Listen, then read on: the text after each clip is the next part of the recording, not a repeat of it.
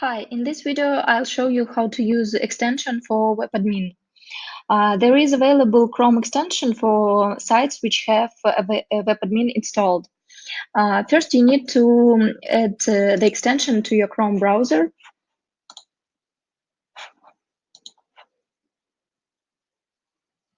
And then go to your deployed block, and the extension icon will be highlighted. If you will click the extension, it will redirect you to WebAdmin to edit the exact page from which you clicked the icon. For example, we can open some page and click Edit. It will redirect us to WebAdmin. We will need to log in.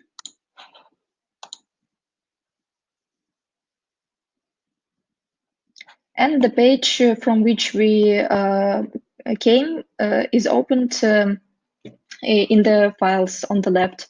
So you can edit your site content.